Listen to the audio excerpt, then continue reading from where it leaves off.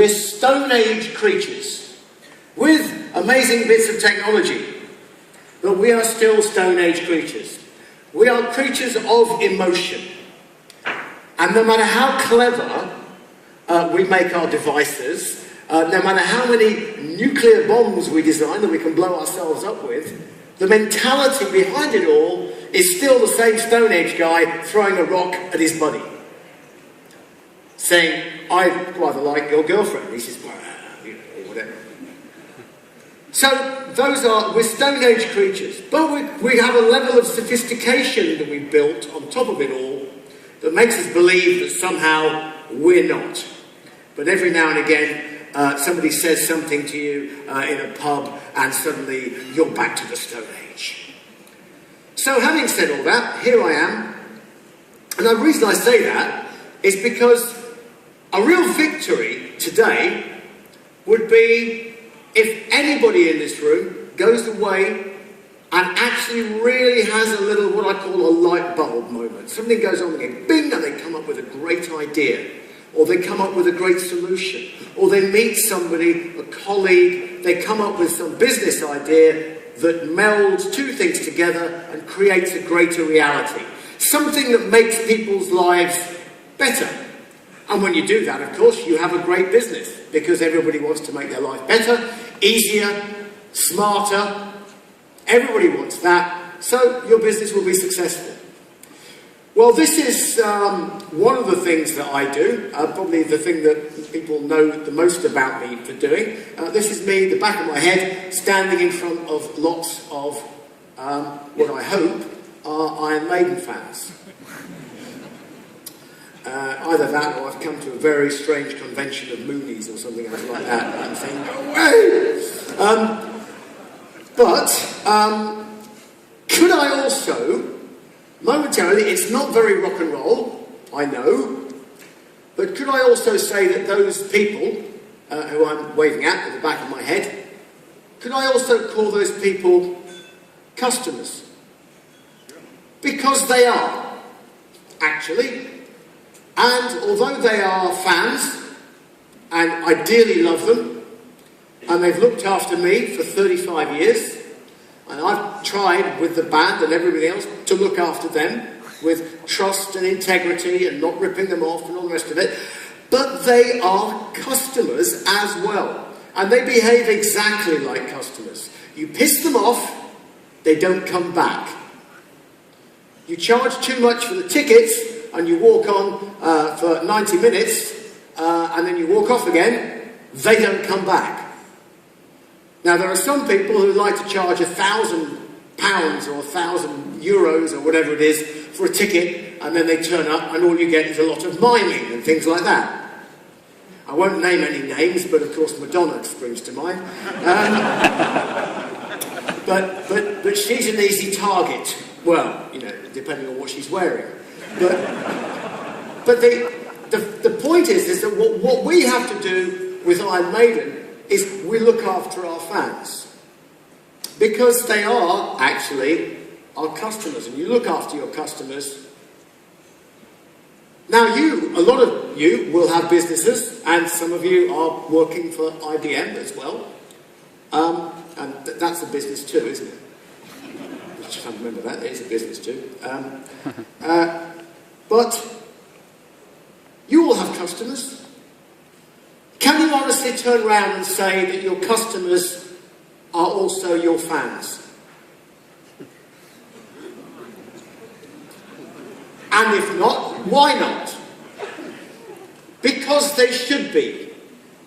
Because if they're not, in this big bad old Stone Age world, but a Stone Age world that's now moving at a much, much faster pace, in this big bad old Stone Age world, it's a little bit like, if I can use an analogy, it's a bit like the ocean.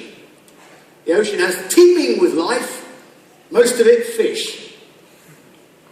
And fish, very handily, developed gills, which obviously, Copenhagen, you're familiar with fish.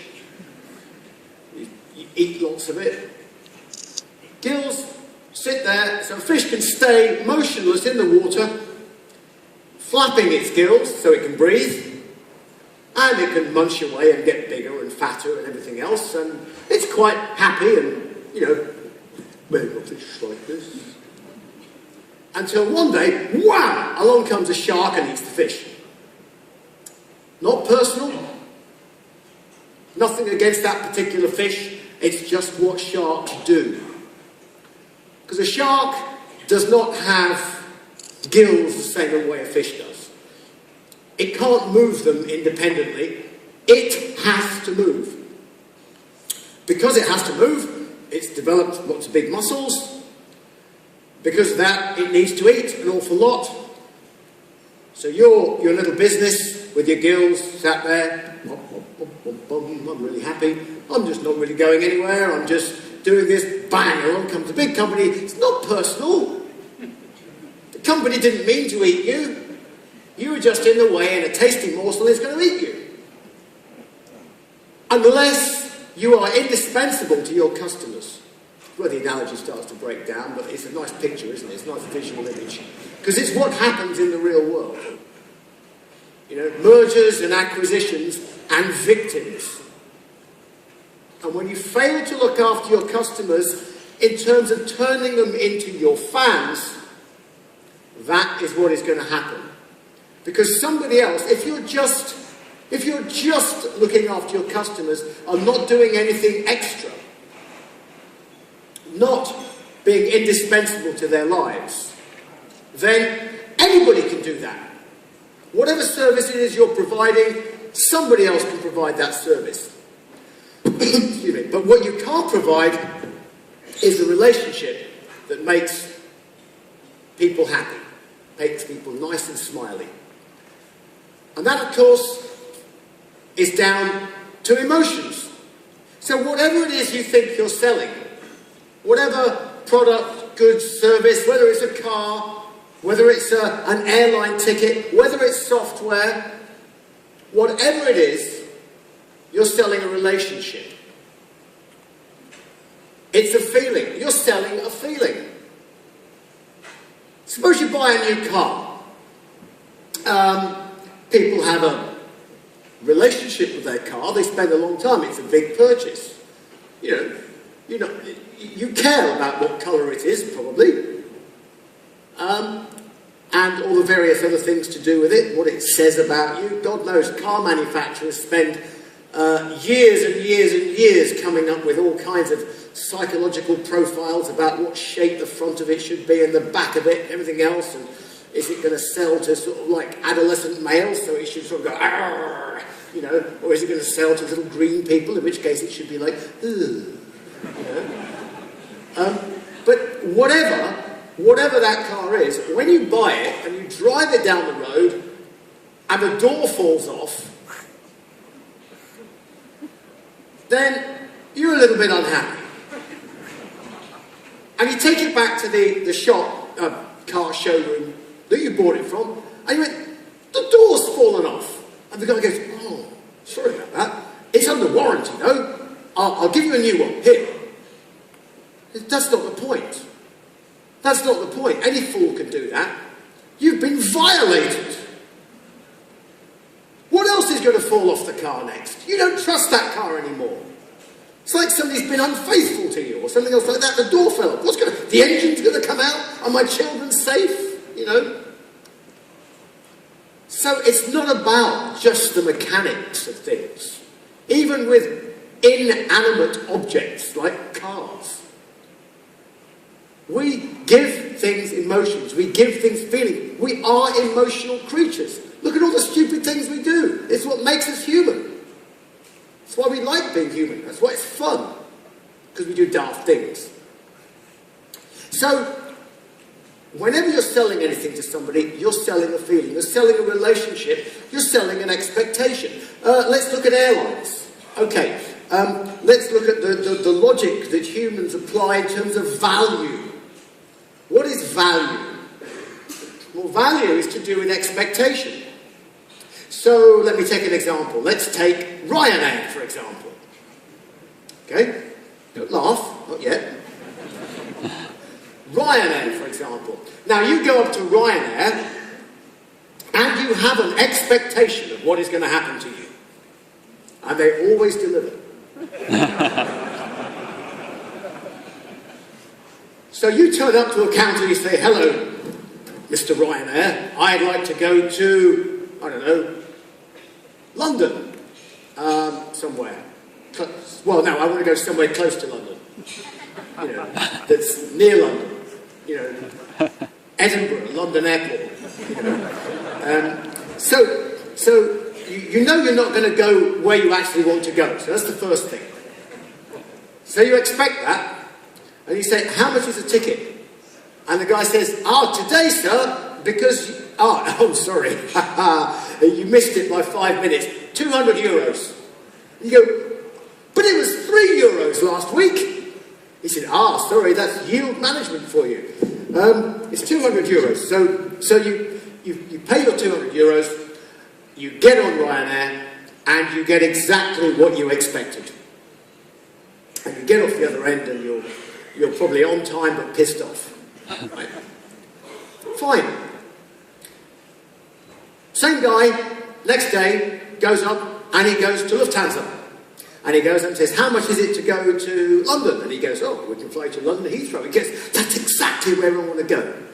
How much is it? He said, 200. He goes, that's what Ryanair charged me the other day. Wow, great. But if the coffee is lukewarm, he's going to complain because it's Lufthansa. His expectation is different. The price of the ticket, if he paid $3 for the ticket on Lufthansa, he would still expect the coffee to be the right temperature because it's Lufthansa. He has an expectation. He has an emotional relationship with that ticket that is an expectation. He's been sold a feeling. He's been sold an expectation. So it's all about selling feelings and expectations. Whatever it is you think you're selling. Let's go to computers. I mean, I know IBM doesn't make boxes anymore and things like that, because any fool can make a box, you know. But if you look at the early days of computing, Apple, the cult of Apple. I was an early adopter of Apple products. In fact, I had an original Mac portable. I don't know if anybody is familiar with the original Mac portable. It was a disastrous piece of machinery. First of all, you had your own Samsonite suitcase to carry it in. You checked in with the chiropractor every week because you were carrying it around. It had a 6-volt lead-acid battery in it to run it. So if you didn't want to run the computer, you could go and jumpstart somebody's Yugo for them. And you wandered around like this going, yes. And somebody goes, you've got a Mac portable. I go, yes, do you want to carry it? It was a horrible thing. It was awful. It was like one of those old cash registers that you opened up. But my God, it was a Mac portable. Didn't matter there was no software for it. It was a Mac portable. And of course, Bill Gates and Microsoft was the evil empire. Because that's what everybody in Apple wanted you to believe. And, you know, buying a Mac back then was like joining a religious cult. You know? Because that was the only way you could get hold of any software at all. Was to get it from some screen. Oh my God, what was that? I've been shot. Oh, sorry, it's Apple over there, sorry. Oh dear.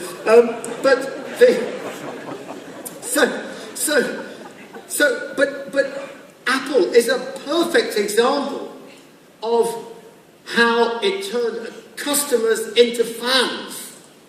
Apple didn't have customers, it had devotees. It was like joining the Moonies being part of Apple. Nothing could convince you not to buy the next Apple product, even if it was disastrous. The fact was there was a cachet of having an Apple. Anybody remember the Newton? The Newton. I loved the Newton. It totally didn't work. And that's why I loved it, because it had early handwriting recognition software. So you could write poetry on a Newton, but you had no idea why. So you would write, it is Monday morning, and it would come up with, I wandered lonely as a cloud. Brilliant, fantastic. But it wasn't what I wanted to write, but, fantastic. And they survived. They survived all that. What they didn't survive so much recently was Apple Maps, which is still going on. Only the other week, there was a whole piece on CNN on how Apple Maps had directed people to drive straight across the runway of an airport in Alaska. And it wouldn't be so funny, except that they put Berlin in the middle of the North Pole. And somebody thought it didn't matter. So when I'm standing here doing these little chats and soirees and things like that, and people turn around and say, oh yeah, turn your customers into fans. That's just good old